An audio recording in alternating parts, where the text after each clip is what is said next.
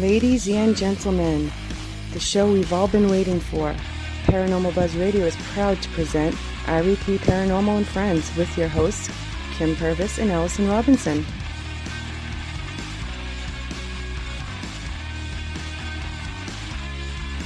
Live every Thursday night on Spreaker, 8 p.m. Eastern, 7 Central, 5 Pacific. Be sure to check out their Facebook page, REP Paranormal Busters.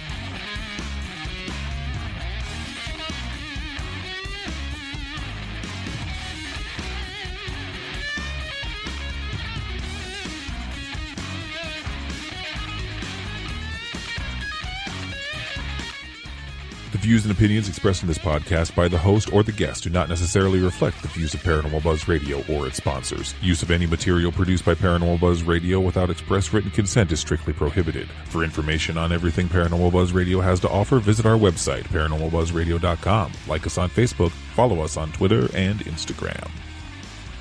Listener discretion is advised.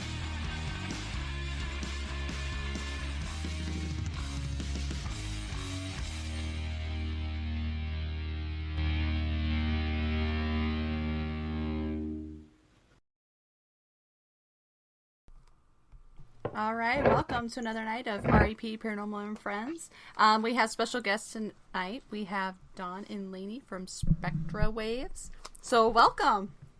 Thank you. Thank you. Thanks for having us on. Yeah, absolutely. So let's go ahead and for people that are listening that may not know who you are, if you just want to give a little bit about yourselves to start off with. Sure. Is that we're Spectrewaves Paranormal. We're out of Chicago.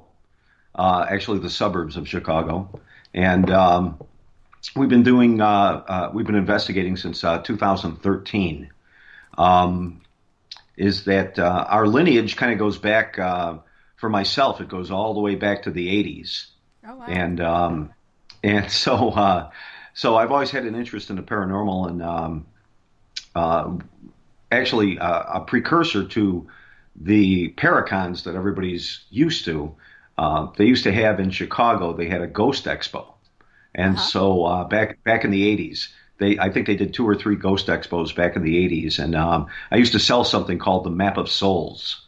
And so the Map of Souls was a hand-drawn map that basically had legends, local legends of ghostly hauntings in and around the Chicagoland area. Oh, wow. So that was my foray into doing this. And then I met the love of my life, Lainey, in 2006, and she had told me about some ghost stories that she had, and when she was growing up, and so she always believed in the paranormal as well, and so our interest kind of peaked when we. Sorry about that. Oh, that's okay. Our interest kind of peaked when we ended up going to. Watching some of the paranormal shows like Ghost Adventures, Ghost Hunters, that kind of thing, and while we watched it, I had seen a blog site that talked about that everything that they did was fake. And so one day Lainey and I had a conversation about it, and I said, I go, I'm really interested, is that I'd really like to get the equipment, at least some of the equipment anyways, like a Mel meter or an EMF detector, and go on some real investigations. And I said, "Are you with me?" And she's like, "Sure." So we went ahead and we were like, okay, we'll go on a couple of investigations, which we did, and we actually had a spirit box with us. And ironically, what happened was on the first investigation, we asked a few questions. We did it just like the show, but we weren't there to fake any evidence. We just wanted to see if we could get evidence. Right. Or if it really was indeed everything that we were watching was just a put on. And shockingly, we actually got evidence. So, we had a spirit voice, an intelligent response on the spirit box that we asked for a name, and the gentleman gave a name and said Thomas. And we came to find out that there was a Thomas. He was a police officer who had died out in front of that building. Oh, and wow. He was a known spirit that that remained in that building to watch over people. At least that's what they had said. And so then we had a little bit of tragedy happen after we started investigating. We went on a few investigations. Lainey got extremely sick and ill. So I'll pass it over to Lainey about what happened. Oh, yes, yeah. I was on my a deathbed, actually. I was diagnosed with a really rare form of leukemia. Oh, my gosh. It was called AML, APL, M3 subtype. I was in Loyola, and what they told me was to start planning my last wishes. So I had to start planning my funeral. It was within maybe a couple days, if not a couple, as time went, I was a couple of hours left. And they're like, you're not going to survive. I was bleeding out as fast as they were putting blood in me. Wow. Right away, it was, you're like, okay, I'm not going to die. I know I'm going to beat this. So my mindset was always positive, of course. They did give the treatment of arsenic. They tried. I was lucky that it did take. I was in ICU for about 4 months. And then about a year with chemotherapy. But saying that, what happened was being so close to that death plane, I became more sensitive to the paranormal. Oh, wow. Yes, it's a great gift to have. Being this close now, we'll go on investigations, and I actually know what spot of the place to go to. All of a sudden, I'll feel how the person died or what kind of tragedy happened in this location. For instance, recently we were at a place and I said, did someone hang themselves on stage? And the guy looked at me and he's like, yeah, they did. No one knows about that. And he just couldn't believe I knew that. There's been several investigations we've gone to, and they're like, there's no activity up there. Why would you go up there? I'm like, let's just go up there. I feel it. Let's go. And sure enough, it's like the most active place in the whole place. And so we investigate a little bit differently than a lot of people might see on shows or experience themselves. Is that what we do is when we go to a location, whether it's historic or whether it's private, we just ask for general information. We don't ask for specifics, and we try not to research the location outside of obviously getting the address. We don't try to research the location about what other people have found. And one thing that helps us, I think, is that when we go in there kind of cold, we're not influenced by something that we're looking for. And I've seen it on a lot of other investigations where people are told, there's a boy. Everybody talks about this little boy, and the little boy is over here, and he generally is in the hallway or he's in a bedroom or what have you. Is that so then I think you're more influenced. You're not. It doesn't make you more sensitive. I just think it influences you when you're on the investigation to think that certain things that you might get might be related to that little boy. Now, if you go in cold and you actually start to investigate and you start to come across phenomenon, is that you're not really influenced. You don't know if it makes a difference or not. So a lot of the times halfway through the investigation, usually there's somebody who's taking care of the location or who's on site. And so we'll go to them. We'll take a slight break halfway through, and we'll go to them and we'll tell them, listen, we were in this area. This is what we picked up. And I will tell you this, ironically, and it proves it to us every time. Ironically, they say, hey, there was such and such of an event that happened in that area. I'm surprised that you picked that up. And so before Lainey's sickness, we would just randomly go. I would just pick things and be like, hey, why don't we go over here? Or why don't we go down the hallway? Or why don't we go someplace else? And maybe we get something, maybe we wouldn't. And I will tell you this, is that shockingly, after her sickness and after we started to come back and do this, is that always she'll be like, I really want to go to the third floor, or I really want to go down in the basement. And every time we do it, there's something there. We catch something. And so of course, I just listen to Lainey now. When we go on investigations, I don't say, hey, go somewhere. Hey, go, let's go over here. I tag along now. I'm like the tag along guy, It's like the paranormal, the energy just attracts me, and I don't know how to explain it. And I'm trying now after each investigation to figure out what it is that attracts me. It's some higher energy that just like calls to you, and I can't explain it. And Lainey had mentioned about the thing about the hanging guy, and just to be more specific about that investigation, we were at Fowler Theater, and there was a gentleman who was part of the board. It's Fowler, Indiana, and so he takes care of the theater, so he usually oversees any private investigations that go on at the theater. So we did the same thing. His name is Dwight. And we did the same thing with Dwight that we did with every other investigation that we've done. We kind of told him, listen, we don't really want to know anything, and then we'll touch base with you midway through. So when we were catching things behind the screen, which was essentially the old stage. When Lainey had come back up and talked to Dwight, that's when she said, listen, I just have to ask you something. Did somebody hang themselves back there? And that's why he was absolutely shocked about it. And he was like, yes. He goes, we can't, it's a small town, and they didn't really report tragedies because they didn't want to put a bad face on the town. But the story goes that, in the 30s, when it was used as a vaudevillian type of theater, he said somebody, one of the stagehands hung themselves off of the catwalk, which would be right behind the screen where the screen is now, which is where she picked it up at. And I was even shocked.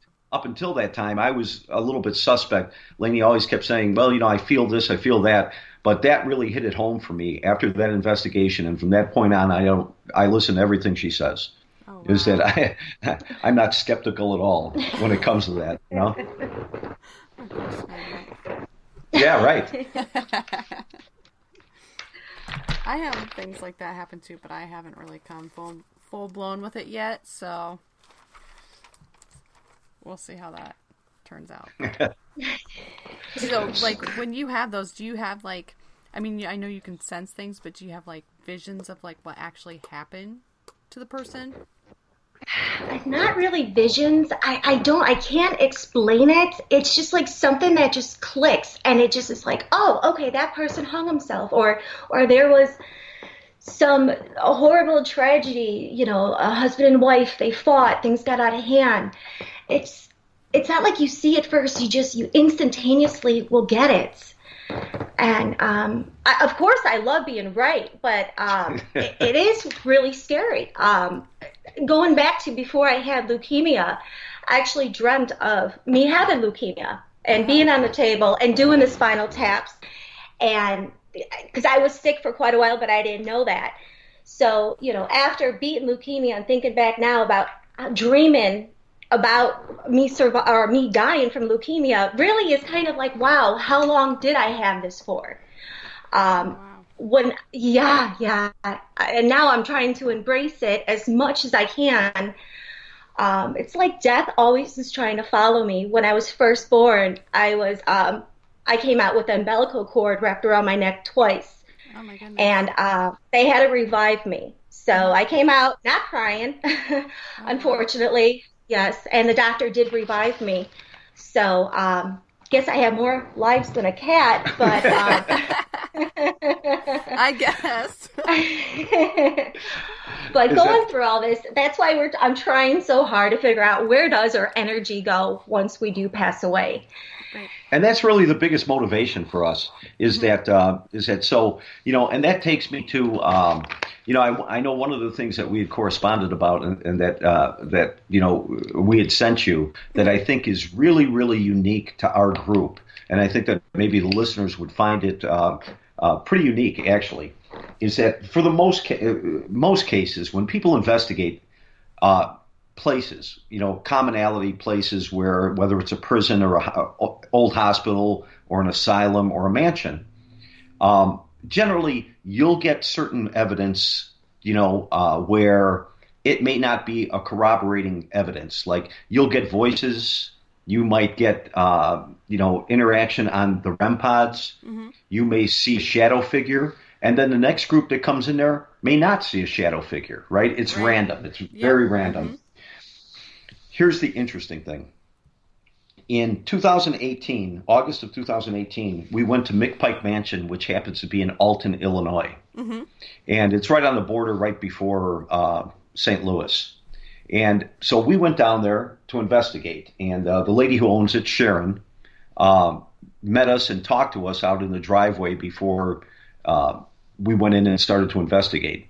And one of the things that she had told us, she said, listen, I just wanted to let you know, Ghost Adventures was here like 3 weeks before you guys came and did an investigation. And she wasn't too happy with how they handled her mansion because she really takes pride in the fact that she protects the spirits that she says are there, which is, Mr. McPike, the first original owner of the property. Mm-hmm. And so she thought that they were being rude to and screaming at 3 o'clock in the morning, saying that there's demons there. And she was like, there's no demons here. So she was upset. She was still upset by the fact of how they treated her property and her spirits. Oh, wow. So we went there and started the investigation. Mm-hmm. And so through the course of the night, we had picked up some EVPs and, we use, Lainey loves using the XCam, which is that 360 Connect. Oh, yep. Device. Yeah. So, so Lainey absolutely loves it. And, so we were doing a spirit box session in the foyer by the front door. Now, I'll just set this up, is that the front doors are original to the building. They have leaded glass windows, so you can't really see any particular thing outside of the windows, outside of maybe some ambient light. You would never see it. Even if a person was standing there, you wouldn't even see an outline. They're that leaded and opaque. Is that and so I sent it to Lainey to tell you what she saw. So we had the spirit box going, and all of a sudden I looked over at the door, and I see a red light and a white light. It was like a streak, and it was very, very bright. And I turned it on, and I said, "Oh my God, our equipment's out there. Is someone out there? What's going on?" And I said, "We got to go out there." I was pretty shooken up because it was first, what was it, like 1 a.m? Oh yeah, it was like 1 a.m. Really late. And this building sits on a residential street, and it's not like it's fenced off or it's isolated. So it would be very easy for somebody to pull up in a driveway or pull out, be out on the street, run up to where we had some of the equipment sitting on the porch and easily just go and grab it and take it, So we knew that, that we had stuff out there. So right away, we stopped the spirit box session. We still had a static cam running that was recording us doing the spirit box session, and Lainey ran outside, and I followed her. So we opened up the door. Within seconds, seeing right? The red light and the white light. So we go right out the door, and when we're out there, we're looking. Nothing's disturbed, and the porch is big enough that you could see if somebody had tried to run off. It was literally a second and a half, and you could see if somebody tried to run off into the distance. And then what we hear, clear as day, is that we hear horses. Now, this is a residential area. There's no farms there with horses. So we hear, and I'll do my famous imitation of this, but it's like, yeah. And if you've ever heard horse hooves on stone or cobblestone, it makes a really distinct sound. Right. So we hear the horses, and we reference that. Now, fortunately, the camera is still running inside of the foyer, so it picks up the horse sounds. And you hear Lainey and I on the video, and I'll just do a shout out to our YouTube channel at this point. So if anybody who's listening wants to experience what happened at McPike, feel free, go to our YouTube channel, which is Spectrewaves, and you can check out this particular video of horse sounds at McPike. So consequently, we hear the sounds outside, we reference it, And I say emphatically, I go, Lainey, do you hear that? And she goes, yeah, it's horses. And I said, yeah, it's like horses on cobblestone. It's like a horse and carriage. It's like horses on cobblestone. So we were anxious to see. So fast forward from that experience, we were anxious to see what Ghost Adventures had, what they had captured at McPike. Yes. So they aired the episode in January of 2019. So we diligently sat here and watched the episode. And the first part of the episode, it was nothing similar to what we caught. Then at about midway through the episode, Zach is standing in the front yard, and I know where he was standing, obviously because we had just been there 6 months ago, and or 6 months prior. Zach's standing there, and he says, do you guys hear that? It's horses. It's horses on cobblestone. Yeah.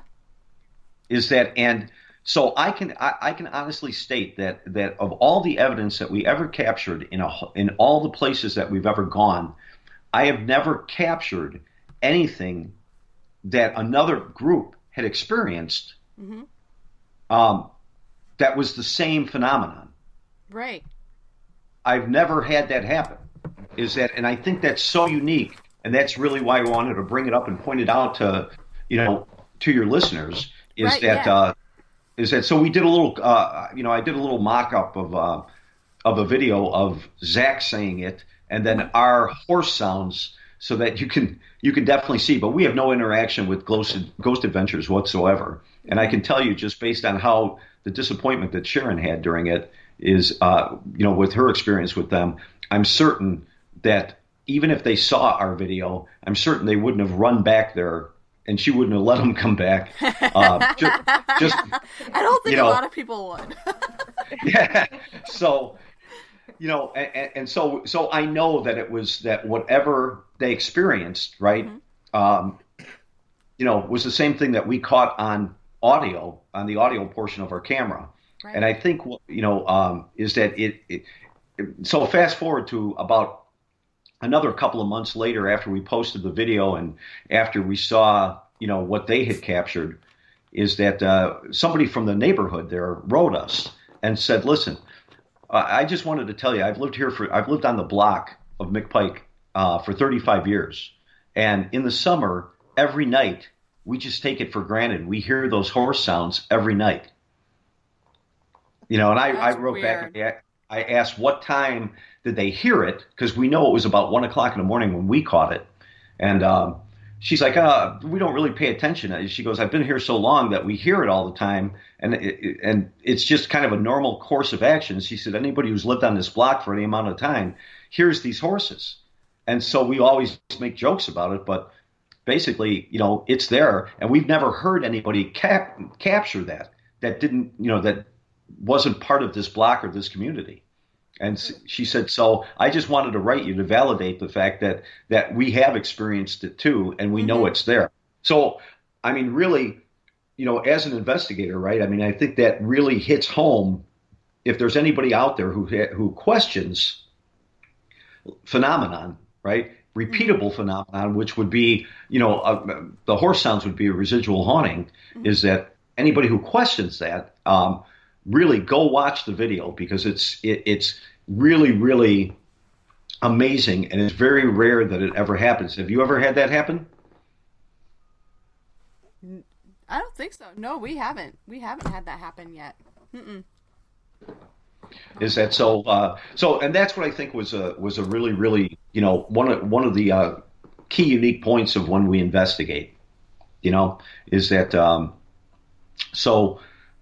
we just recently did, another interesting one that we did was we did Stimson Hospital, which is in Michigan. It's in Eaton Rapids, Michigan. Okay. And so it's a big brick old building. It was used for a hospital up until the 70s, and it was used as a local hospital. It's a huge building, not 20,000 square feet or anything, but if you could picture like a double-sized mansion, from the turn of the century, that's about the size of what this building is. And because it's all brick, we were doing a spirit box session in what was the doctor's office, Dr. Stimson's office. And as we were doing that session, we were asking questions, and a girl was coming across the spirit box. What did it say? It said Simpson. Yes, that Claire as day. And you asked, you said, is your name Simpson? Stimson. You said, and it said yes. Yeah. I mean, and it said Stimson, and I was like, wow. Is that that doesn't happen very often at all to us? Mm-hmm. Is that you'll get, you'll get responses, sometimes intelligent responses, sometimes nonsensical responses, where I don't think they even know that you're there, and I think you're just intruding on whatever they happen to be saying at the time. But the ironic thing about this is, as this happened, just a little bit after it happened, what happened then? Was that? Well, shortly after that, we had the vortex. It started going off, and you were asking it to light up, and it was lighting up as it was listening to you. We were also in the background. Our POVs was picking up a child talking and answering questions. It was very hard to slow down that audio, though. But, right. We did get that.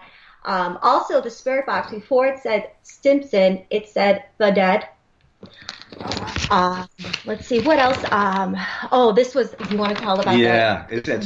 So as we're experiencing all these things in this one area of Stimson Hospital, is that all of a sudden there's this giant boom to the point where it actually shook our POV cameras. Oh, wow.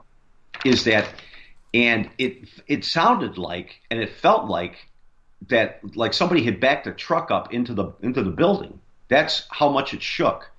And so we were like, wow, that's incredible. That's nuts, man. So when we talked to the owner of the Stimson Hospital, he said to us, and we asked him, we said, listen, did something happen where, there was a truck out front, because it's right off of off of a street. And I said, was there a truck or something? And he goes, why? What happened? And I said, we had this giant boom that we can't explain while we were investigating. I mean, it shook the whole room. And he goes, I'm shocked by that. And I said, why is that? He said, first off, I've never experienced that. But he said, secondly, the walls here are 18 inches thick of concrete. And he said, and so are the floors.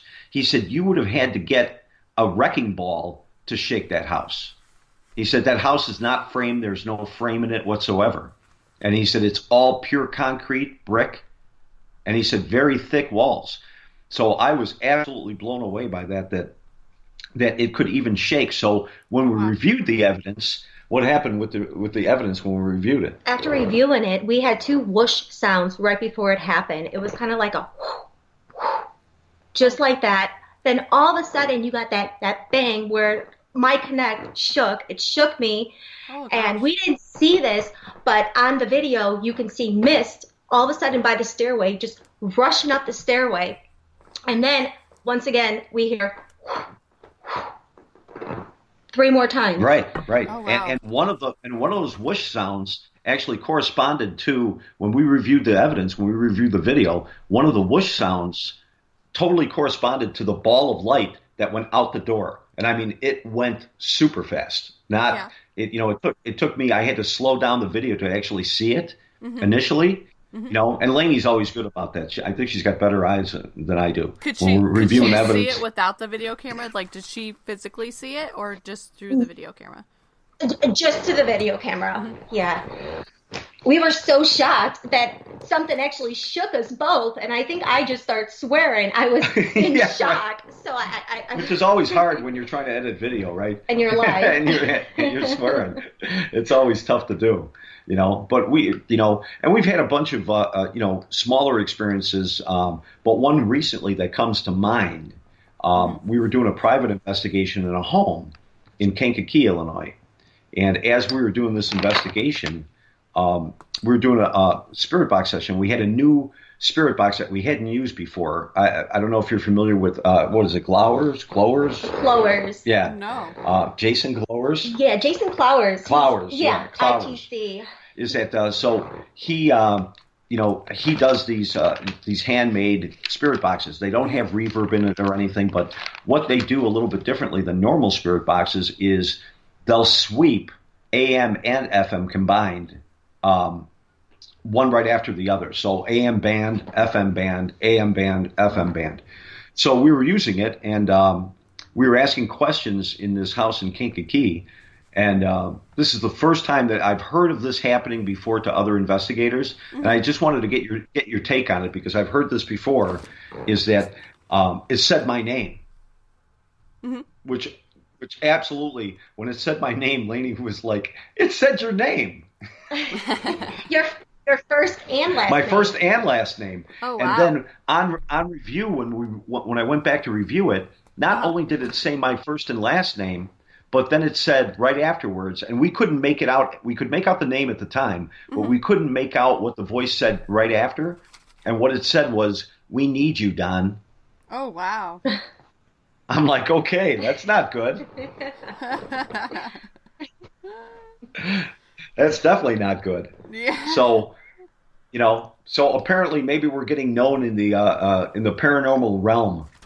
Yeah, that's a possibility. I hope so. Is that so? Have you ever had that happen to you guys at all? I've had my name said. Actually, I've had it said quite a few times in different locations on different types, like the SB7, or if we've tried Necrophonics or other apps or other SB11s. But Kim here actually had her nickname come up, Half Pint. Oh, wow. Really? So, yeah. Wow. Which was is that pretty cool. is We're that like, well, we call her Half Pint, and then we're like, what's Kim's nickname? And they're like, Half Pint. So, yeah, it was pretty cool. It was pretty cool. It's the only time we've gotten it was like one time, and I think that was at Malvern Manor. So, but yeah, they did say it. So it was pretty cool. All right, let's see here. Oh, did we lose you? we did? Oh, Nope, you're back. There we go. Okay. We're back again. I was like, hello? I was like, Bueller. And then I heard a beep, and I was like, oh, you're back. All right. So yeah, I know there was some other things, though. You guys have been to the Warsaw jail. So do you want to tell us a little bit about that and experiences that you've had there? Sure. Is that we were at Warsaw, and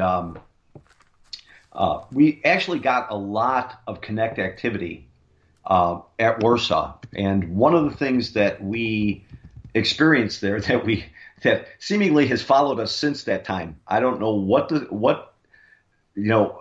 deal is and why it does it. Okay, but we were in one of the cells. They only have a few of the cells that are still. They have one initially that they didn't take really anything out of. So it still has the beds. It still has the way the cell was set up, and so we were in there, and Lainey was doing a Connect activity on it. And so I was standing by the top bunk, and Lainey said, wait a second, he's sticking his rear end out. Oh, yeah, I can see that. He's sticking his rear end out in your face. And I go, get out of here. I go, get your, I said, and she goes, I don't know. She goes, he just wants to keep sticking his rear end in your face. He put his hands on the wall. Then he put his hands on the wall. Yes. Yeah. He was. And I'm like, wow, this is a whole prison thing. And he backed up into you. Yeah, and he kept backing up into me. Drop the soap, right? Yeah, right. And the ladies, have you ever been there? Have you ever been to Warsaw? No, we haven't. We haven't been out of the state yet. We would love to. I mean, we're going to Cambry House in Illinois this year, but you are. So are we. Else yet. So hopefully we will at some point. When are you guys going to Cambry? Let's see here. August. In August. Is that actually we're going in May? We're going in May. Yes. Yeah, we're going to the end of. Is that yeah? So, and then she said that her daughter's expecting, so she's like, I may not be there, meaning her. Oh yeah, actually, Rebecca right now was in chat. She is right there. Yeah, she's in chat. My chat's kind of lagging, so I have to keep backing out.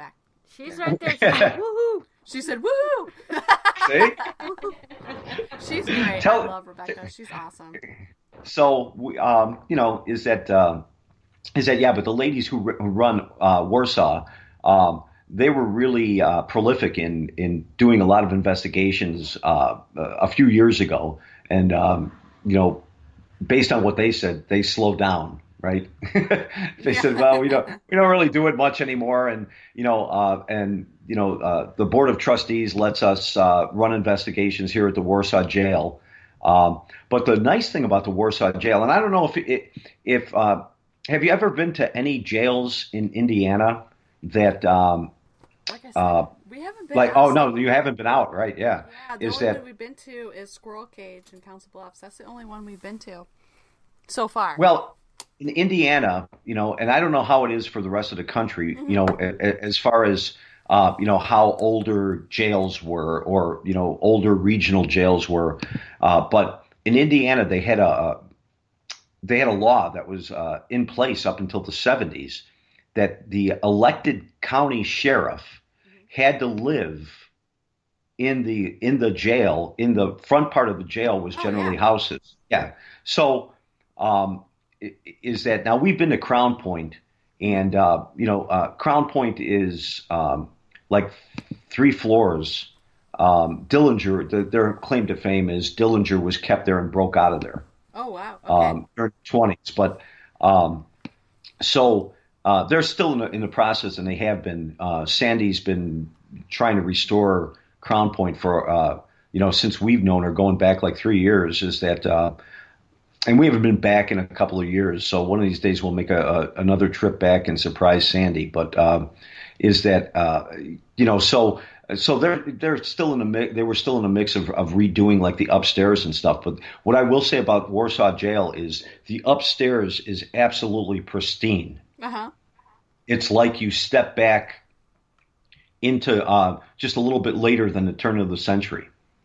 I mean, it's and it's fun to investigate places like that where where it looks the way that it did.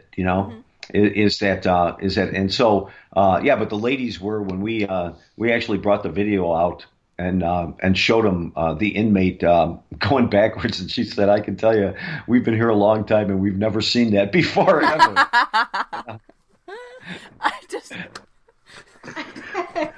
I know, I watched that and I was just like, oh my gosh, what is it doing? Why is it backing up to him? And I was like, okay, here we go. Yeah, right? Right? And then I'm trying to remember, we were at another place. Yes, and that happened to you. That happened to me again. Yes. Man. is that they love. Which They're one like it was. Dawn. I know. The pretty boy. I know. I don't know what I don't know what the deal is with that, but is that but and we've had a lot of like cool things that have happened. I know a lot of people kind of dispel the fact of oh well, it's the Kinect and it's picking up things. We already know what it picks up, right? I mean, it picks up lamps. It can map a mirror, if you're directly in front of it. It'll pick up mops and make them people, or brooms that are up against the wall. Anything that's a stick, it generally wants to pick up and map. So a lot of the stuff that we've captured with the Kinect that I post, right? Because there's other stuff that I don't post that really it's really a 50-50 shot if it really was picking something up, or if it was just picking up something that it thought it was. One of the missed figure mapping. So we were at. God, I lost my train of thought now. Oh no. That's not good. You were talking about the No, I keep thinking about the guy backing up into me. No. You didn't find it. I don't know why. So I was going to mention that photo that we took at Warsaw. Remember, we were taking photos up at the library? Oh, yeah. Go ahead, mention it. Library. Yeah. Oh, yeah. What was that library used for? It was the records. It was the records. But they in were the back, super right. old. And Don was taking a couple photos of me, and all of a sudden we're reviewing these photos later, and it's me double exposed. It's like my head is my head, and then there's another head above me. Now, what's really weird about that is the head above me, half its face is like shot off. Going back to what we were told, what happened in that area was it was a husband and wife, and the wife got her half her face shot off. And so looking at this photo, you can see my normal expression, and then on top of me is the face that half the face is shot off like a shotgun. And what's weird is the top that they're wearing is like a white halter collared top.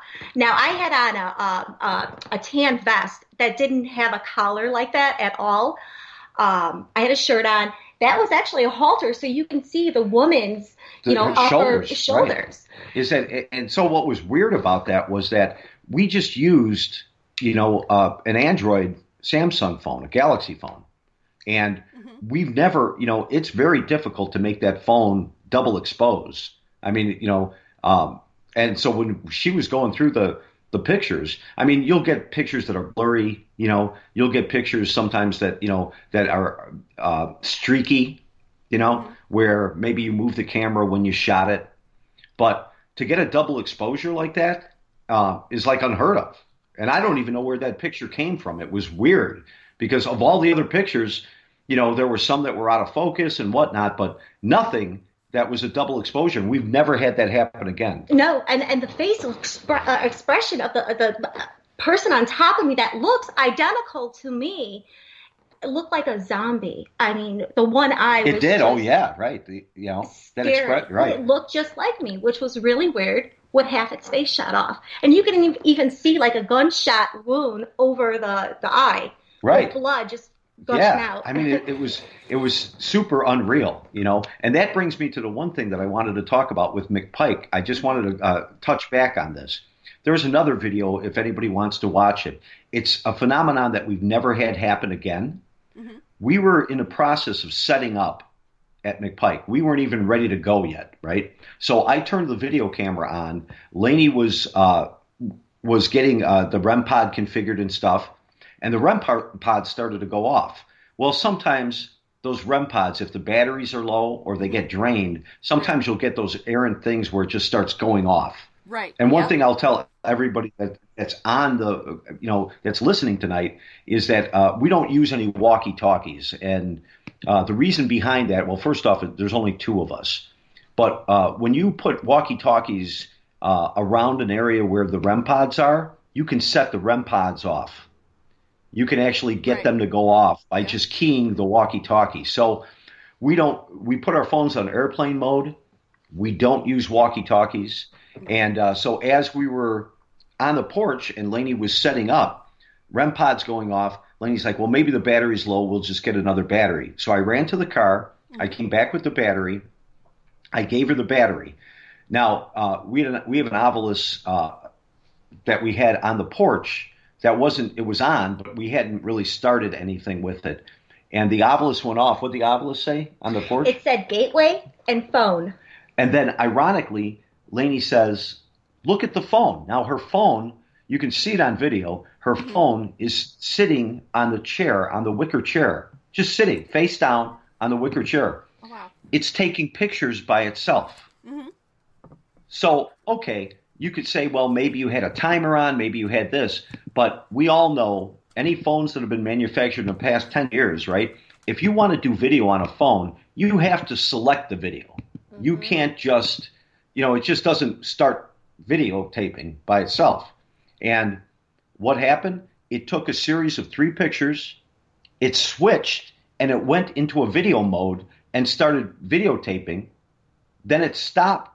Then it went back to the last another picture, and then it never happened again.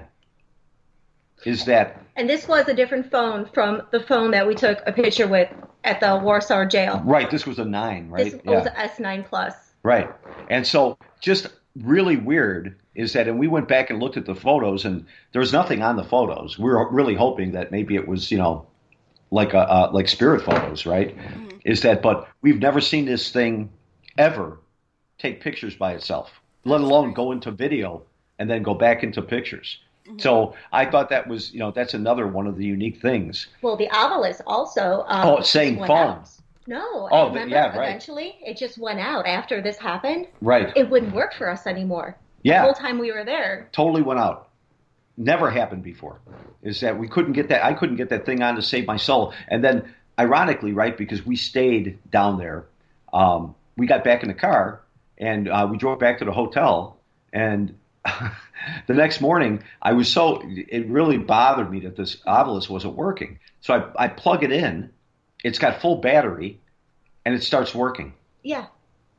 It turns back on and starts working. Is that would not work the whole night, but it turned on and started working. So going back to the Connect stuff that we catch a lot of different things is that we've had interactions. So I seem to be the test dummy because Lainey always loves the Connect. So I'm always on the opposing side of the Connect, right?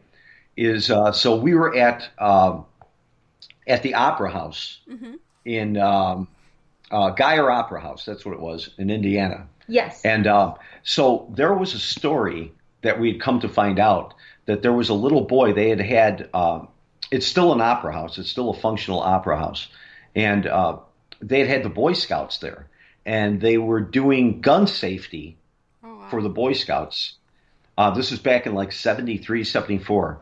So they were doing gun safety. And one of the guys that was demonstrating the rifle safety, the rifle was loaded and it went off and it shot a poor boy that was in the front of the theater. And so they took him downstairs right away to, at that point, it was a storefront. They had taken him downstairs and they tried to triage him and stuff, and subsequently he passed away. So we came to find that out afterwards. So when we were, again, setting up, Lainey had the Connect aimed at me, and she said, "Look, there's something on the chair. There's like a little boy on the chair, or a little figure on the chair." So I went over there, and the figure starts climbing up my arm. So I hugged it, and it hugged me back. Oh wow! Is that so? And we caught that on our video. On our video, we actually have that I haven't seen that one yet. Yeah. So if you check out the Geyer Opera House, you'll see it's all we're not even in infrared. I mean, it's all the lights are still on, and again we were just in the process of setting up, and then lo and behold, this little guy came up and appeared, and so I figured I'd hug him, Right. is that to say I was sorry, and he hugged me back. That's great. And so I don't even know how is that it's we really have a lot of success with a lot of Connect things, and we always have a lot of success with spirit boxes. You don't see us doing a lot of EVPs because I never really get anything. I mean, except for at Fowler Theater. Well, that was on a static cam though. At Fowler, okay, it was. Yeah. Is that we catch stuff, errant voices on camera? How's it been for you guys with EVPs and stuff? We actually get quite a few EVPs. We actually just posted one on our Twitter last night. We're at a cemetery by Edinburgh Manor, and one of our gals is doing like the necrophonics. She has headphones in, and there's a couple of us. We are on the other side of the cemetery, and she's asking questions and just kind of listening to the necrophonics. But you can literally hear, it's not through the app, but you can hear somebody say help. Right through. Really? Yeah. And then one of our first ones, very first place we investigated was Villisca Axe Murder House. And wow.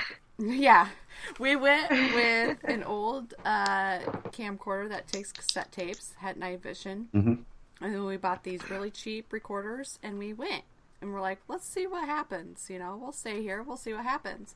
We got a lot of stuff. And Kim, actually, who's with me tonight, she's writing down all the questions because we have a lot of questions for you in chat. So I'll be asking those for you shortly. But she was in the house actually by herself. The rest of us were in the barn. And she's in the little parlor area, and she's asking, Lena, are you here with me? Herman, are you here? And my daughter actually caught it, and it says Herman, like in a whisper. It's a little boy. You hear him clearly say Herman. It was crazy. Like, that's great. And I don't know why, I think it's, maybe it's, from a patient's standpoint, I don't know. But I mean, a lot of times we'll have recorders, we'll leave them run, and I'll go back and review, and it's nothing. I never hear anything. What about Bachelor's Grove? Except for Bachelor's Grove. That's over here down the street from us. Yeah. It's supposedly the most haunted place in America. Yeah, it's supposed to be like the most haunted cemetery in America. Oh, wow. And I've heard of it. Yeah. Yeah. So, and we don't live there. We live literally like half a mile away from it. So convenient, right? That wasn't set up that way. It just worked out that way. But so we were in Bachelor's Grove, and we've got. I've never posted it. Either. I was just looking. No, yeah, I've never ever posted it. We should. But we got the EVP, and you asked them, did they want to communicate with us? And all of a sudden you hear no.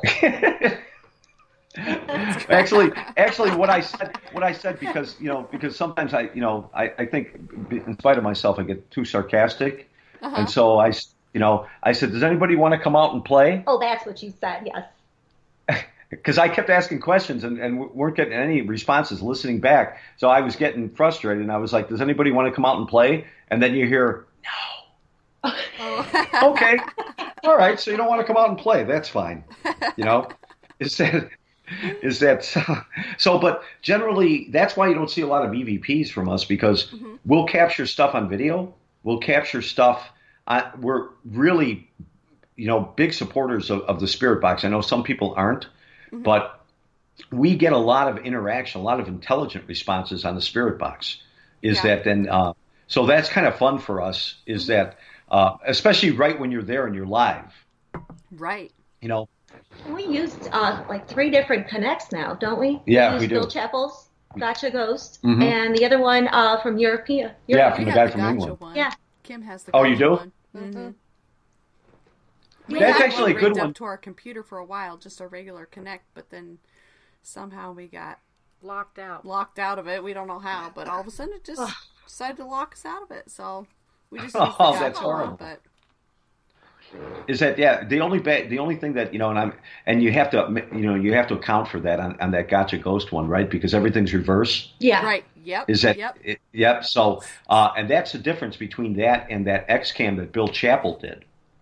Is that the XCAM, he was able to change I did some research on it just to see if I could fix it, and I couldn't. But when they rewrote some of the code using the Kinect software, he changed the X and Y access. That's what changes it to not be reverse. Is that so?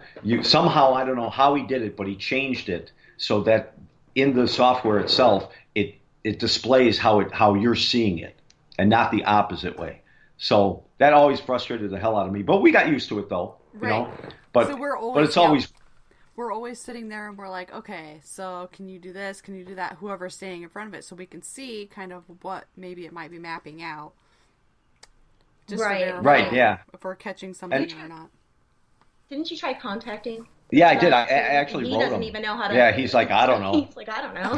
I asked him. I said, have you ever tried it? He goes, no, not really. I don't know. And I said, okay. I go, that's cool. Okay. Yeah, that's great. But yeah, I always, and that's the thing, right? So you always hear directions from Lainey. I mean, we've gotten used to it now. But Lainey's always like, no, your other right. No. Can you imagine that a lot of people don't know about that? They're like, what does this girl not know left from right? Yeah, right. Yeah, exactly. They're watching and they're like, what? That's me when I'm using it. You're like, no, the other right. No, go that way. Right, the other side. Okay, so real quick here, just briefly tell us a little bit about your private investigation that you did with the little music box that you had going off. Oh, with the Polter tune. Yeah. Lainey, you want to talk about that? Oh, wow. Okay, so the Polter tune, we actually used that. Which one do you want to do? The private investigation. Yeah. Oh, my goodness. in DuPage County. In DuPage County. Yes. Recently, it was a family, and there was a death in the family. The guy actually, he was older. He died in the bed. Just natural causes, of course. And we were called in, I think about like 2 weeks later, maybe. And that was the room that he passed away in. And we had the Pulcher tune set up. And we also had the Connect going at the same time. But to back this up a little bit, we first set up the Pulcher tune, and we weren't in the room at all. And we were out there talking with the family. And all of a sudden, we hear the Pulcher tune going off. And they had a little kid with them, and he's like, "You guys, it's going off, you guys." And we ignored him at first. We were like, okay, you know. But he's like, "No, seriously, it's going off by itself." So we all ran in there, and there's nothing in front of the Pulcher tune, and it's going off. So we all get excited, me and Don, and the family was there, and we set up, and sure enough, we would ask, can you go ahead and make the Pulcher tune go off again? Mm-hmm. And sure enough, it goes off. Now we have the Connect going, and we're trying to debunk, okay, what is making this Pulcher tune go off? Is there anything in the way? What's going on? Nothing was triggering it to go off. Now what was really cool is the same time the Pulcher tune was going off, we had a Connect figure sitting on the dresser where the Pulcher tune was going off. And you see the figure playing with the Pulcher tune. Oh, wow. And the thing about the Pulcher tune is that you may have seen its previous version. I think they used it on Ghost Adventures at one point. Is that it's the wood box that looks like a coffin? Right. Yeah. Is that then? Yeah. Is that so? This Pulcher tune is, and I don't want to say that we're cheap, but this Pulcher tune is the cheaper version. No, but I like theirs. Yeah. Is the cheaper version of the wood one? Does the same thing, uses the same, ultrasonic. It doesn't use IR. It uses ultrasonic, and when you set it up, it actually measures the distance between an object up until I think it's about like 20 feet or 25 feet away from it. Oh. And so anything that breaks that pattern between what it senses in front of it up to 25 feet is that. And it's not like IR where you really have to break the beam, where you have a receiver and a transmitter. You actually just have this ultrasonic pulse that comes out. And that's what we really liked about it, right? And so, and it's still in the early stages of us trying to debunk, like, is it hitting something and getting some kind of reflection back, or is it really getting something? And so when you corroborate that with having the Connect, showing a figure standing by it and messing around with it, right? Right.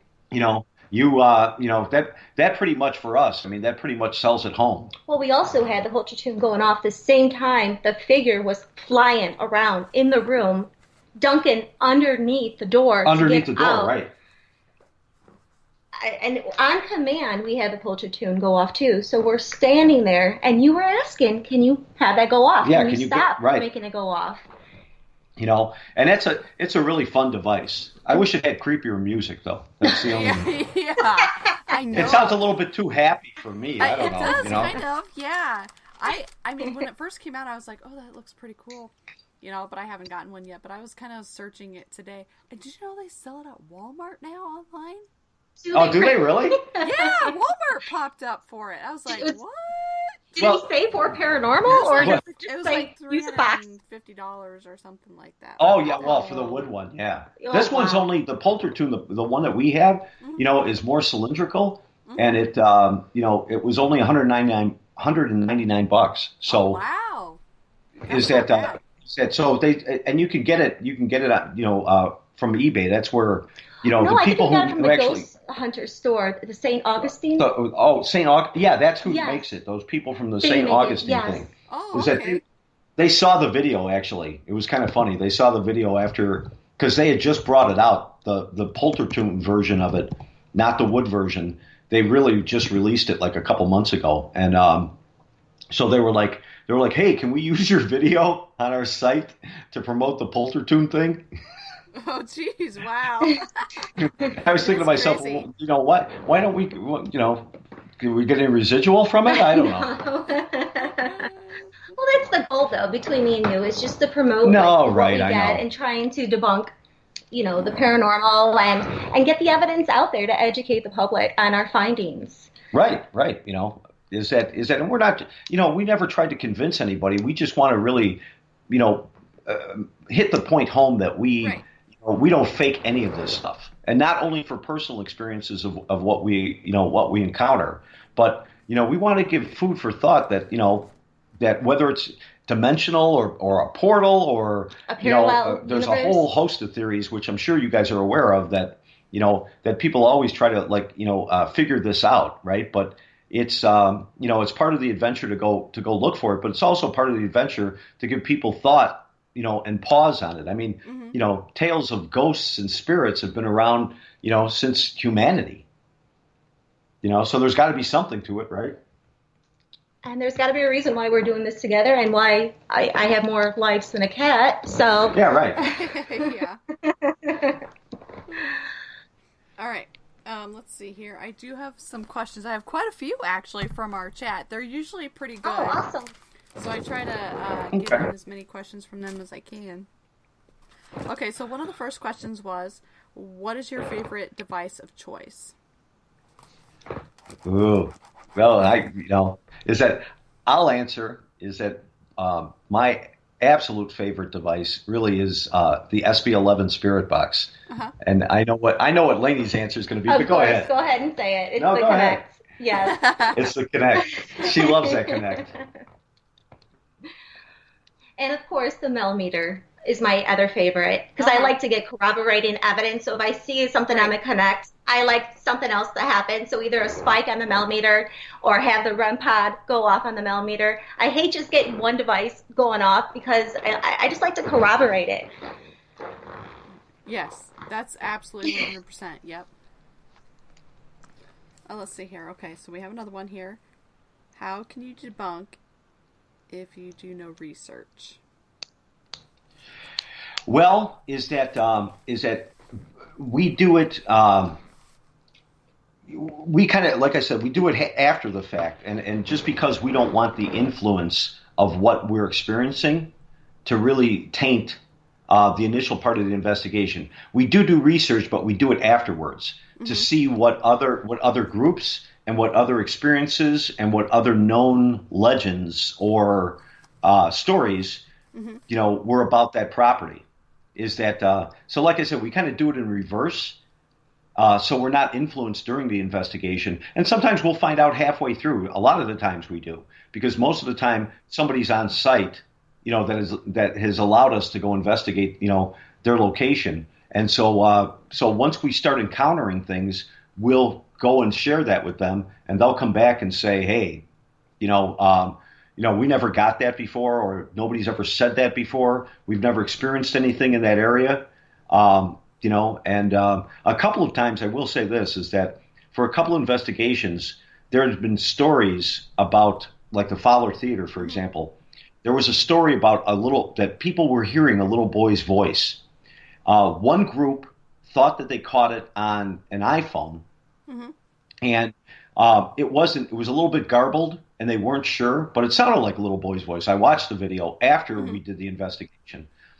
We had a static cam running by the projectionist booth, shooting the entire theater, and we had left. You actually see us on that camera walking out of the theater, and we went to the front of the theater to kind of regroup, get some air, and then we're going to go back in and start investigating. So you hear us leave the theater, and there's nobody in the theater, and you hear as clear as day on our static cam, you hear, "Mom," and it's definitely a little boy's voice. And when we played that for Dwight at the Fowler, Dwight has closed-circuit cameras set up all through the theater. He went back on his closed-circuit footage, and he caught it, but his voice that he caught was really low and guttural, saying the same thing at the same amount at the same time. So it wasn't just a phenomenon that we caught on one camera, we caught it on both cameras. His closed circuit camera and our camera, and he was so pumped about it that he wrote us and he goes, people have talked about hearing this voice. We've kind of, another investigation kind of caught a little boy saying something, but we couldn't quite make it out. But he said, this is like totally clear. And it's things like that that we weren't looking for. We were never looking for that. We weren't told about it. We went in there blind, and I think it gives more credence actually to the evidence that we catch, Right. We did have a question here. Where did that one go? Shay's wanting to know, are you both psychic? Oh. Nope, not me. Not me. Not at all. Not at all. I'm not, I wouldn't even consider, I don't even get inspiration when we go there half the time. I just get attacked by Connect figures. That's it. Yeah. And you're also starting to feel like stuff to bend lately. over in front of you. That's it. That's it. I'm a popular guy when it comes to the jails. Or I give you guess hugs. so. Or gives me hugs, yeah. Or, is that and we're actually going to Fowler, Indiana has a jail similar to Crown Point, similar to Warsaw, and we're doing that at the beginning of May. So I'm anxious to see who's going to attack me there. Yeah, you'll have to keep me posted on that. Oh, definitely. We'll hit you up if we get the evidence with it. I'll hit you up with it, and I'll be like, "Hey, look at this! It continues." Sounds good. Okay, next question here is, what do you fear the most of the paranormal? Oh, is that one thing we try to stay away from is that, and I think it's a little bit out of fear, is that demonics. Mm-hmm. If we know, just relatively speaking, that there's we've heard a little history of a property that, not so much dark entities, that doesn't really bother me, but it's that whole demonic thing. Like, you get an attachment that comes home with you that's demonic. I mean, mm-hmm. Lainey and I have a really good relationship, and we've been together for like 14 years. Right. But is that, and I really truly believe in my heart of hearts that if you get an attachment from one of these, areas, and you bring it home, or you don't sage when you leave the area, and and try to do a prayer, and we're not the most Christian people in the world. I would never say that, but that's the one thing that I think really scares the hell out of me, is that, to have some kind of an attachment and definitely have it demonic and have it affect our relationship, like we've heard, it affects, a lot of people, health-wise and relationship-wise, right, Lane? It's serious. Uh-huh. Yeah, it is. That couple, we heard there was a couple, and he shot her, and those the what is it, the Pantaleos or the Cantaleos or something like that? Is that they were they were a husband and wife team, and they split up and stuff, it was after Bob Mackey's house. It was after Bob Mackey's, right? Yeah. Is that they did Bob Mackey's they were on Ghost Adventures from time to time, and he ended up shooting her, and then he killed himself. Yeah. He had a standoff with the police, and and so if you don't, and I mean, when I heard that, I was like, I told Lainey, I go, wow. We don't do demonics. Yeah, no. Yeah, we do not do demonics, and that does scare the hell out of me, because I don't think I'm not trained to handle it, No, to try to really get rid of serious. it. And have you guys done anything with a demonic house or anything? No, absolutely not. We have not touched that at all. Nope. Yeah. Don't want any part of that. That's right.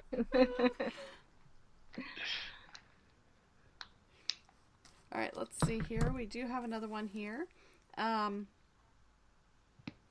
Okay, so they want to know, do you go back to a location more than once, and if so, how often?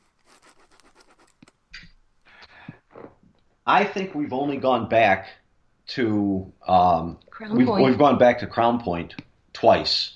Is that we generally like to keep moving on. Is that and to experience more paranormal activity in different locations. And that's kind of our goal, right? We've gone, across the country. We just did the Leffingwell Inn in Connecticut this past October, and so we drove out there specifically to go do this inn, and the inn is the second oldest existing structure that's in Connecticut, right? And so it was built in 1695, and they physically moved the building to keep it a historical landmark because they were putting a street in where it really sat. So they moved it like literally a half a block away. But we went there, and we always like to experience different things. I mean, I went for work actually, and we stayed at the Biltmore Hotel in Los Angeles. Mm-hmm. And so we brought minimal equipment. We always do this, right? Talk about a geek fest, is that we don't go to on vacation. We go on vacation and then we go investigate while we're on vacation, even if we're going to do something else. And so we always bring stuff with us, right? And so we were taking pictures at the Biltmore, and we caught what we think is a figure of a nurse in the glass windows. No reflection from a flash or anything. It was, it looked like a nurse or someone dressed in white on the opposite side of the glass windows. Well, and we were so far away from it. Or it looks like a doctor with a long lab coat. Yeah. And that's the place where the Black Dahlia was last seen. Mm-hmm. Oh, wow. So, and we did something that we were very respectful when we did it. Mm-hmm. But we went to Vegas a couple of years ago, and it was literally, I don't know, what was it, maybe 8 months or 7 months after the Route 91 slayings, and we went and found, they have it all cordoned off still. Uh-huh. We went and found the Route 91 festival area, and they've never reopened it or anything, and so it's out in front of Mandalay Bay, which makes sense, right? Because that's where the shooter was. But they have it all fenced off, and we went around there, and we actually had brought a Melmeter with us and a recorder and a video camera. And as we were walking around it, paying our respects to it, we actually heard a howl. Now, you don't hear howls in Las Vegas. You might hear drunk guys howling in Las Vegas. Yeah, that's true. but you really don't. From where this place was, it's on the Strip, but it's on its own side, basically. It's on the opposite side of the Strip. And, so as we were walking around, there's traffic and stuff and cars, and, but we definitely heard a howl. We captured it on video, and we definitely heard a howl coming from inside the Route 91 area, like a human howl, not a dog howl, not a wolf howl, a human howl. So, along with a big no. Yeah, right. Like no. No, yeah. So that was creepy. Well, at the same time, after that, we reviewed those photos, and we had black mist over the over the top of the grounds. Yeah. Yeah. That wasn't there. That wasn't there, right? There was no clouds.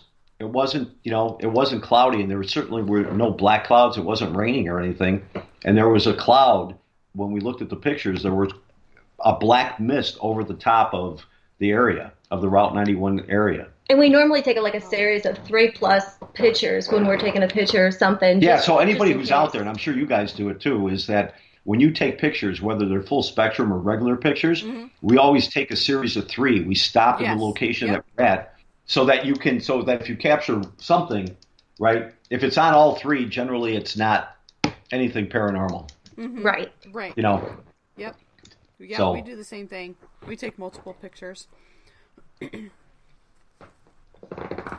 right, let's see here. Moving on here. Next question is, what has been your favorite EVP? I know you say you don't use a lot of that, but whatever one you have, what's your favorite? Well, I would say, I still consider Spirit Box interaction EVPs. And really, we were at this place called Loveland Castle. If you guys ever get a chance to book it and go there, it's in Ohio, do it. Okay. There's a long history behind this Loveland Castle. It was kind of an eccentric guy who was really smart, and he was a medic in World War I, and he built this castle by hand, and it's a castle. It's a replica of a 10th century castle, and he rock by rock, he put this thing together and built this enormous castle. And he was a teacher and a principal at the local school, and so he made this. It's kind of an interesting little story, but he made the group of kids that he taught throughout all the years and stuff. He made them honorary. He called it the Knights of the Golden Circle. Oh, wow. And so in order, your payment to get into being the Knights of the Golden Circle was that you had to bring up river rocks. There's a river right in front, more of a creek really now, but that you would have to bring up these river rocks to him, and that's what he built the castle with. Is that so? The story goes that that he even put, if anybody's into castles, they actually in 10th century England, they used to have a place in a castle called the Princess Room. And so what that princess room was basically, it was a closed off room that was in the top part of the castle. And what they would do is they would go and they would kidnap other princesses from other castles, and they would put them in the princess room to hide them, and demand ransom or land, or if they were at war with an adjacent landowner. Mm-hmm. So that's what a princess. Well, it's a princess tower, and that's what the princess tower is they would keep them in there, until they got what they wanted out of it, right? So they would go and they'd raid the castle and they'd steal the princess and they'd bring her in there. So he even built, because he wanted to be so exact with this castle, he even built a princess tower. So normal people, normal tours, when they give these tours of Loveland Castle, nobody is allowed in the princess tower. Like, they have big signs there. They have a ladder that goes up there, but they have big signs that say, sorry, don't climb on the ladder. But because we were doing the private investigation, the guy said, listen, I'm going to unlock the princess tower and you guys can go up there. And we were like, okay, cool. We'll go up there.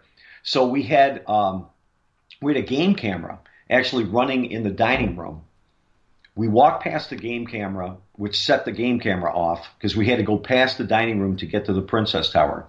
So you hear us way in the background going up on the Princess Tower. And when I reviewed the static cam, I heard an EVP. So I re-reviewed it a couple times. I grabbed the audio from it and I put it in Audacity, and I actually slowed it down and to listen to it.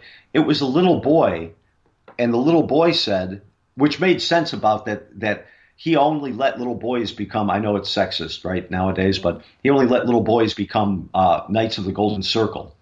And so there was a little boy's voice that came on this game camera, and it said, you're going to get in some trouble. Oh, wow. And even to this day, when I say that, it still gives me goosebumps. Is that because we weren't supposed to be up in the tower. And he obviously knew that. So he was warning us not to go in the tower. So that's my favorite EVP. Lainey, you got one? And also, at the same time the boy was saying that, there's an orb in the video you can see flying up. My favorite EVP is probably, I would say the same one. The same one? Yeah, I really like Fowler. I know it's not really an EVP. What, that mom? With the mom. With the mom? Yeah. Yeah. We do really well, I think, with little boys. I don't know why. We're little kids. Let's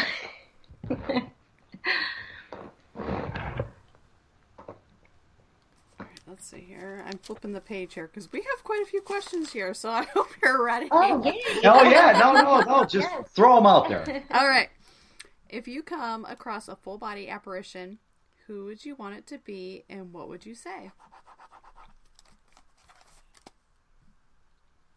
Do you want to take that, Lance?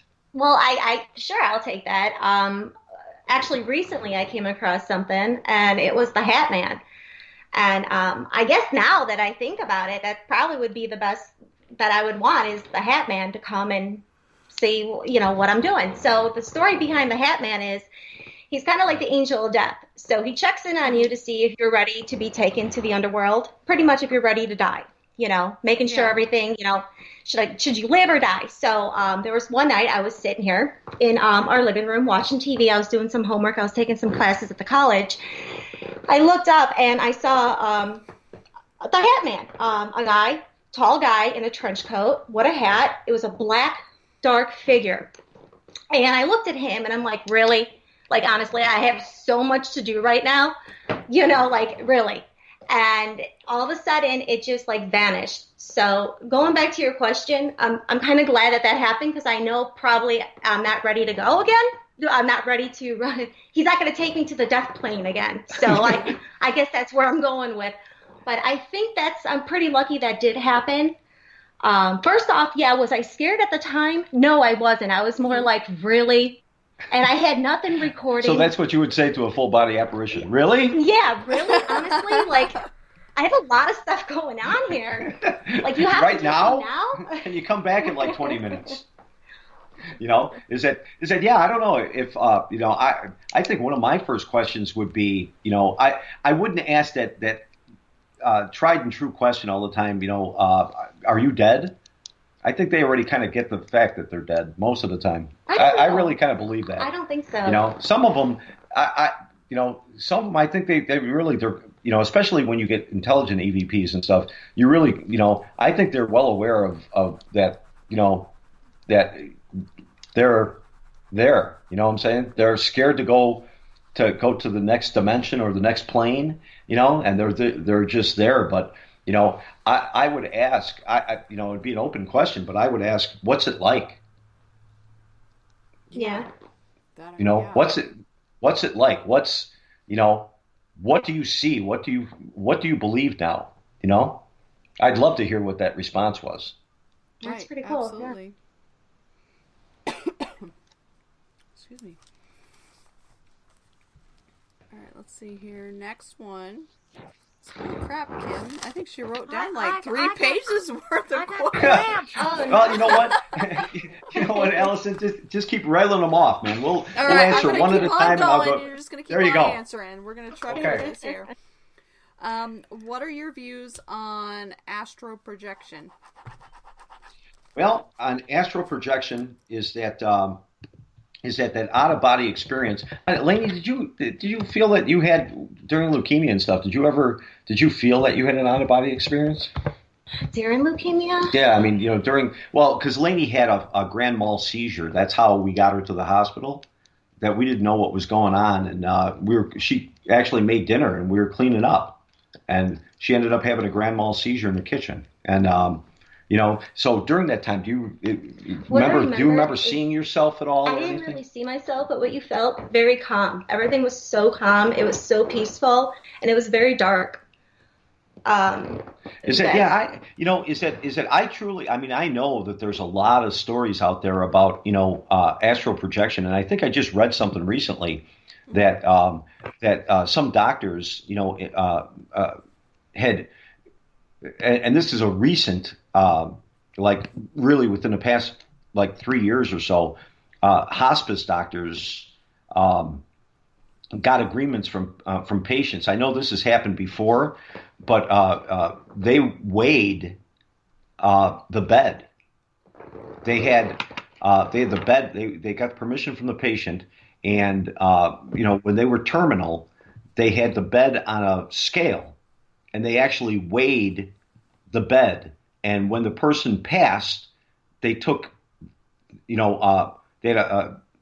took the scale, the weight of the bed, and measured it, and it was 8 ounces. It was consistently 8 ounce difference, and I believe I have that number right. It was 8 ounces that changed on every patient that they measured. Mm-hmm. And so if that's the case, right? I guess they corroborated that the soul or the spirit weighs 8 ounces. So from an astral projection, what I'm really saying is that kind of corroborates, that out of body experience, although that, at least, from an experimental standpoint, right? So yeah, I think that if you can tap your mind, and be able to manifest, that your spirit, to be able to control it like that. I mean, I'm envious of anybody who could do that, but, wouldn't it be great that you could go see the lottery numbers and then come back and write them down real fast, right? And be conscious to be able to write them down. Yeah, right. Yeah, be conscious enough to write them down. Yeah. Yeah, so, even though that forms of time travel, it's not really, astral projection is what's current usually, and what you see yourself, you see surroundings, you go to different places, you experience different things, and then you can come back and talk about it even when you've never left your house. So, that would definitely be pretty cool. Mm-hmm. Is that yeah? So I, and the CIA has done studies like that too back in the day. Yeah. Yeah. So I mean, I think we both kind of believe in that. Yes. Awesome.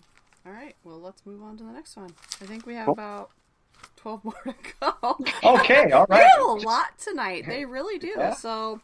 Oh, good. Our chats are always great. They always have a lot of questions, so I try to get to as many of them as possible.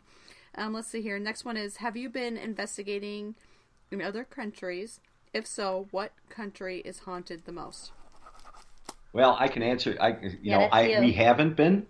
Is that I did get an opportunity through work. I went to England in 2016, and of course, right, I was by myself, so I didn't have my psychic buddy with me. Is that so? I actually did bring a camera, and I brought a millimeter with me to go to go to the UK. But they, my understanding, Scotland, Ireland, England, the whole United Kingdom is massively haunted. Massively haunted. People take it for granted. It's so funny because in the United States, there's so many of us that are jaded in the United States that are like, that's not real. That's crazy. You guys are crazy. Is that in the UK, it's totally accepted. Like, it is absolutely unequivocally accepted. Nobody questions the paranormal in the UK. Why? Because everyone has a story. Everyone has an experience. So you talk about, I would love to go back there and spend like 2 weeks just going and investigating castles, going and investigating the underground, the alleyways that still exist from the Jack the Ripper murders. Yeah. I mean, I would love to go back and we have at my work we opened. That's why I had to go in 2016. We opened up an office in London. So my colleagues that are in London, I talk to them every day, and they actually follow us now on YouTube. And share stories with me. Oh, I just moved into this apartment, and cabinets were open and throwing stuff at me. Oh wow! And they just take it for granted. They just go put the stuff back in the cabinets and finish watching the show. Oh my gosh!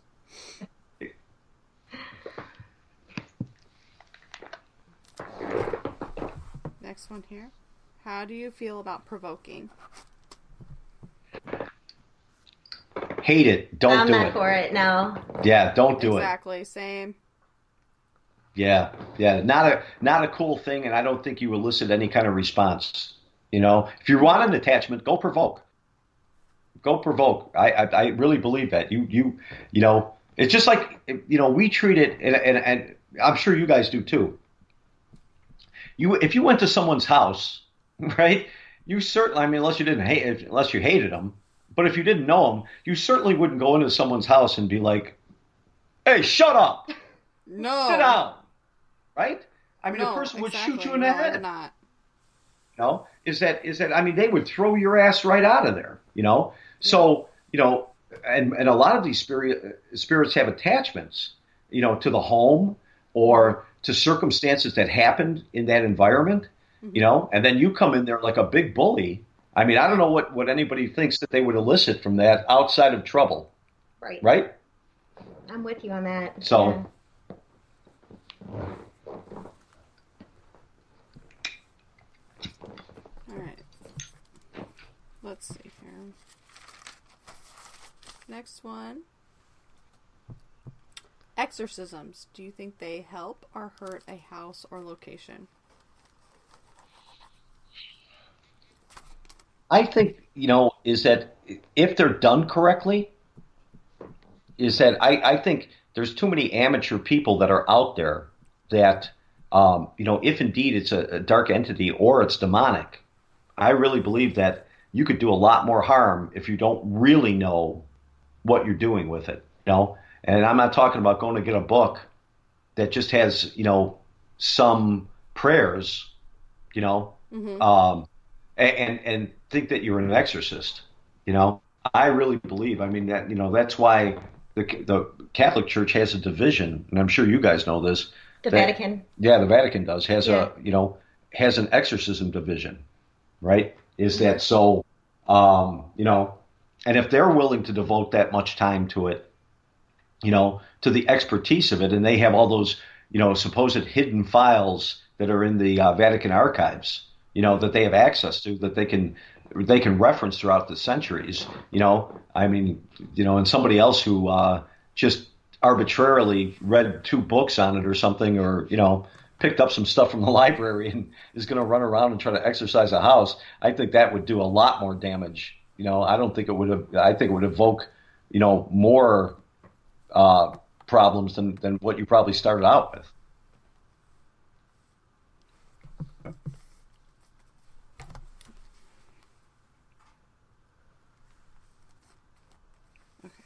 I'm just going through the notes here real quick and making sure I'm not missing anything in chat. Let's see here. What has been the most haunted location you have been to?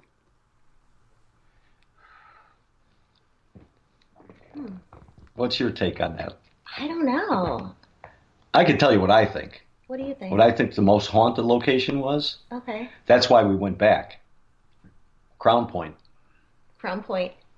I gotta say, is that for personal experiences, is that both times that we were at Crown Point, Lainey got her hair pulled for the first time. And at the same time, the melmeter. Yeah, the melmeter and the REM went off. And then the REM went off. And then I actually caught the backside of her hair when she was pointing at it. You could see it rise up like static electricity. On camera. On camera. So it's kind of cool. But the biggest experience and the most prolific that we ever had was at Crown Point, Juvenile Hall, which is on the 3rd floor. It's on the top floor. They still have the bunk beds up there. And so we were up there. We were finishing up the investigation. We were starting to take pictures of one another. And every time I went to go take a picture of Lainey, I kept getting a white streak coming. I could see it, physically see it in the camera lens. And so, of course, that prompted me to keep taking pictures as fast as I could, right, to take pictures to try to catch this streak that kept coming between the camera and Lainey. So I actually caught it, and I caught 2 pictures that actually had streaks in them, and I was like all excited that I caught it. So all of a sudden, we hear, now we were the only 2 investigating. It was a private investigation. Mm-hmm. We hear coming up the metal stairs, we hear footsteps quickly coming up the metal stairs. We stop. We turn towards where the staircase is. Obviously, nothing's there. Then we hear a growl. The spirit box we still had running. The spirit box goes off, and it says, "What?" And then we hear a giant bang on the opposite side of the of Juvenile Hall. All happened within literally a matter of a minute. This whole sequence of events, and I got to tell you, is that I've never had that happen. We've had small spatterings of things, and then it kind of dies down. But to have that kind of prolific evidence that happens all at once was like we didn't even know where to turn. You're so like your senses are so heightened, and you're trying to figure out what the hell is going on, and you're trying to get a take on what's happening. Fortunately, we had it on video, and one thing I will say that if anybody wants to check out that high activity video at Crown Point, put headphones on, because you'll hear this. It's hard to hear when you're just listening with speakers, but you'll hear the footsteps coming up the stairs that started, and then you'll hear the rest of the sequence, and the slam against the back wall. So I think that was. Would you agree with that, Lance? Now that you say that, I think I'm going to agree with you on that. Definitely. Yeah, I mean that was the most prolific. Well, after all that happened, we're like, okay, let's start taking more photos. Yeah, right. typical investigators, right? Really We're like, we'll just stay here and take more photos. Backed into each other, and then we're like, okay. Oh my gosh. We wanted more. Yeah, right. Okay, well, I answer a couple more questions here before we wrap things up. Okay. But what are your views on the Estes method? I don't know if I have any. You know, I that's a tough question for us. I don't know if I really, well, I don't know if I really have any. No. To be honest with you.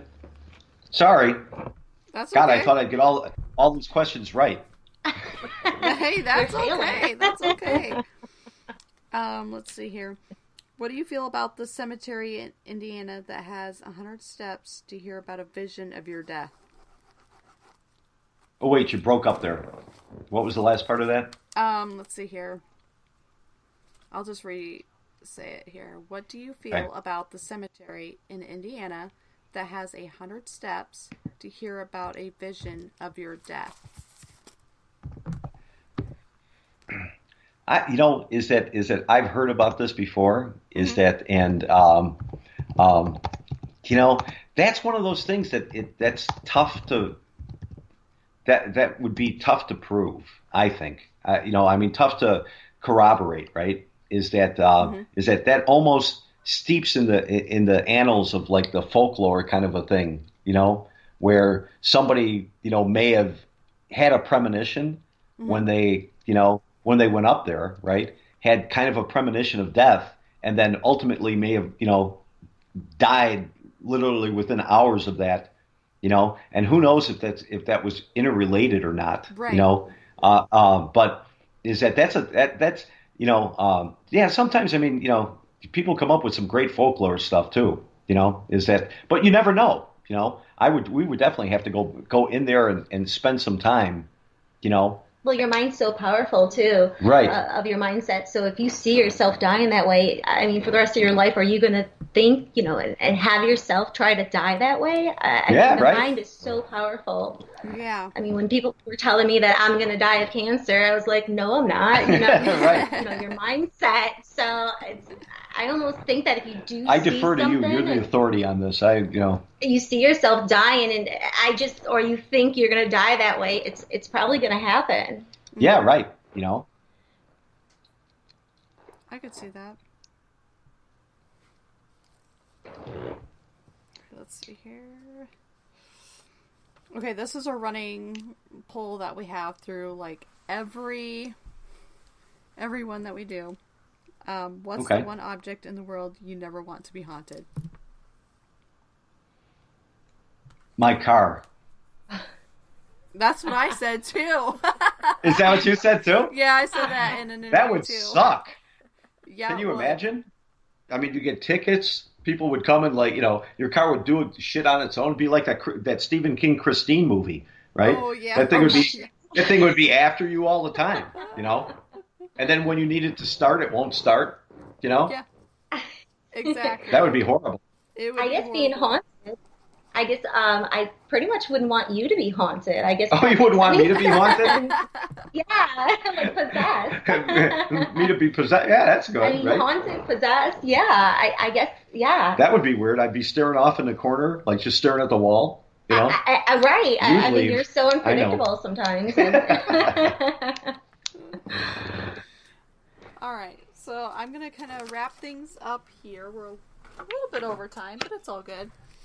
I'm going to go through here real quick and just give shout outs to everybody who was in chat tonight.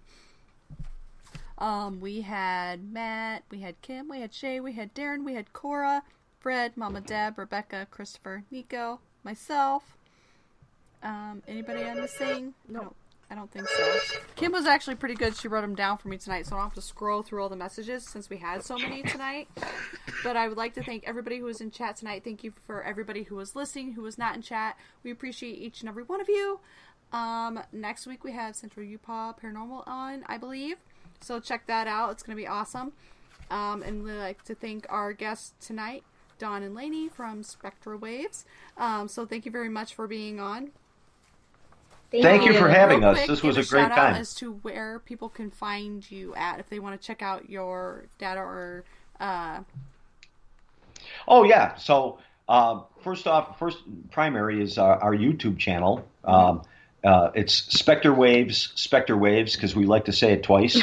I don't know. It was some stupid thing with YouTube that we couldn't do just Spectrewaves. I don't know why, but I think it was the first name. And the yeah, last name, yeah, and right. then The I'm first like, name, okay, last name, I don't know. Spectrewaves, You know, there we yeah. go. So we did it twice. You know, so you can't miss us for that. Is that I mean, we're on Twitter. We're on like every social media site. You know, and we generally we're on Facebook. You can find us at Spectrewaves LLP. Feel free to write comments to us. We're also DEA Spectre on Facebook as well. So and that's generally where a lot of people messenger us at. And we have a website, Lainey. Yeah, we do. It is spectrewaves.weebly.com. That's WEEBLY.com. And we spell Spectre SPECTREWAVES. So we had to be different. So instead of ER, we're RE. So Gotcha. Just to point that out. It's like some French thing. I don't know. I've got one more shout out in chat. Lewis was in chat for a little brief tonight, so I better get him in there. But yes, so we will post this information on our social media as well, so that way you can get in touch with Spectrewaves. Also, so you can check out their awesome data or evidence. So please give them a look-see there and follow them on Twitter. And like I said, next week I believe is Central Utah Paranormal. I'm just going off of my memory here, so I can't keep track. We have to write everything down on the calendar. Kim has to write it down for me. Yes, I was right. Woo! Okay. So everybody have a good night and thank you for listening.